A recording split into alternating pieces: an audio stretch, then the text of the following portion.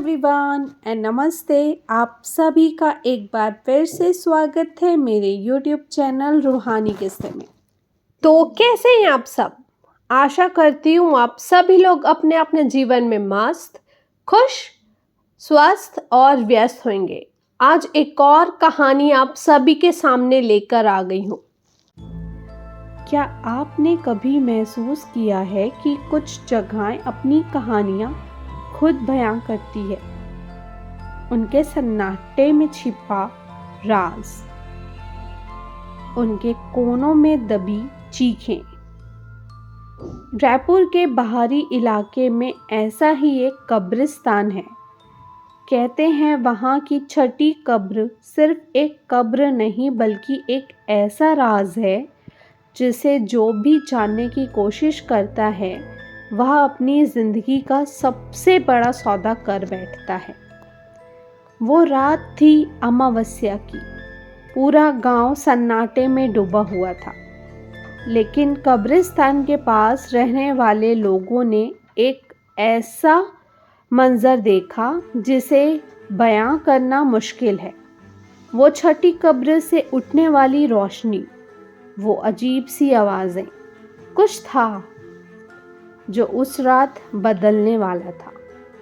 तो चलिए जानते हैं इस कहानी के बारे में।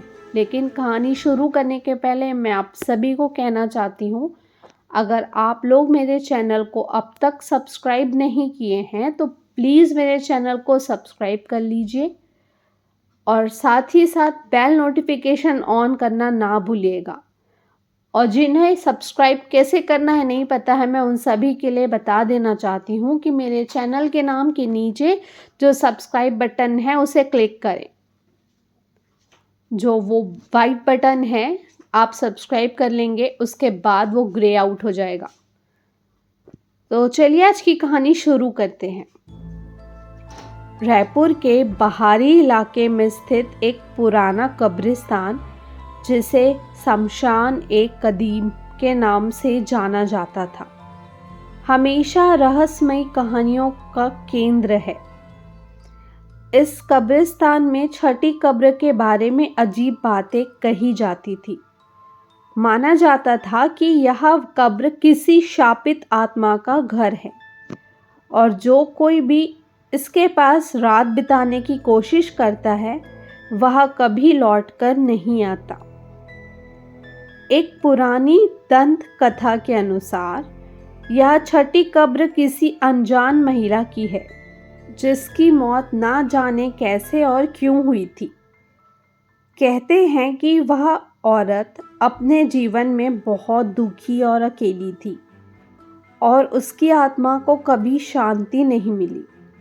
मरने के बाद उसकी कब्र पर कोई नहीं आता था और धीरे धीरे वह कब्र डर और रहस्य का प्रतीक बन गई। लोगों का मानना था कि हर अमावस्या की रात उस कब्र से चीखें और कर्राहटें सुनाई देती है।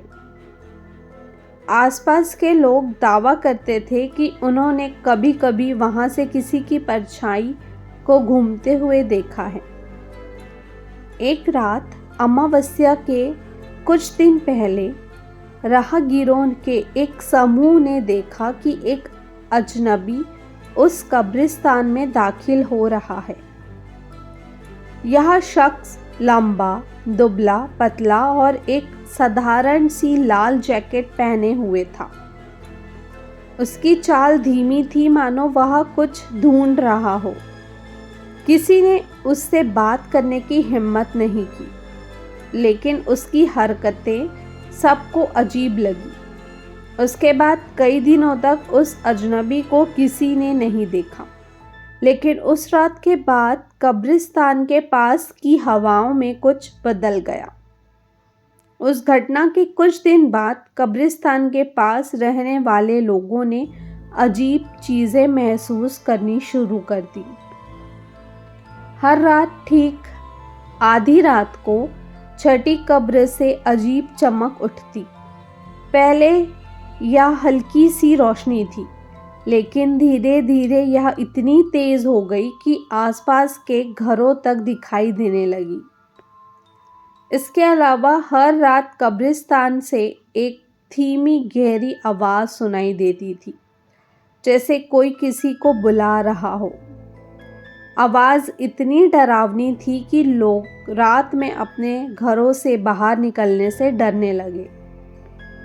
एक रात कब्रिस्तान के पास रहने वाली एक महिला, जिसका नाम था कमला, उसने अपने घर के आंगन में देखा कि कब्रिस्तान की ओर से धुएं की एक मोटी परत हवा में तैर रही है। उस धुएं के बीच में उसे किसी के पैरों के निशान दिखाई दिए। वह घबरा गई और जल्दी से दरवाज़ा बंद कर लिया। अगली सुबह जब कमला ने अपने आंगन का दरवाज़ा खोला तो उसने देखा कि वहाँ मिट्टी पर छठी कब्र का निशान बना हुआ था। ऐसा लगा जैसे किसी ने कब्र को उखाड़ कर उसके आंगन तक ले आया हो। उसके बाद पूरे गांव में अजीब घटनाएं होने लगी। लोग कहते थे कि छठी कब्र की आत्मा अब गांव के लोगों को ढूंढ रही है। कोई कोई दावा करता था कि उसने अजनबी आदमी को गांव की गलियों में घूमते हुए देखा है, लेकिन वह सिर्फ अंधेरे में ही दिखाई देता था। गांव के बड़े बुजुर्गों ने पंडितों को बुलाया, लेकिन कोई भी छठी कब्र के पास जाने की हिम्मत नहीं करता। कहते थे कि उस कब्र में एक अभिशाप छिपा है, जो अब और भी ताकतवर हो गया है। आज भी वह छठी कब्र रायपुर के लोगों के बीच डर और रहस्य का प्रतीक है। लोग वहां से गुजरने से डरते हैं और रात को तो बिल्कुल भी नहीं जाते। कब्रिस्तान की छठी कब्र अब भी अपनी जगह पर है और हर अमावस्या की रात उसकी डरावनी चमक और आवाज़ें हवा में गूंजती है। ये रहस्य कभी सुलझा नहीं, लेकिन एक बात पक्की है, जो कोई भी उस कब्र के पास जाने की हिम्मत करता है, उसकी कहानी वहीं ख़त्म हो जाती है और ये कहानी भी यहीं ख़त्म होती है।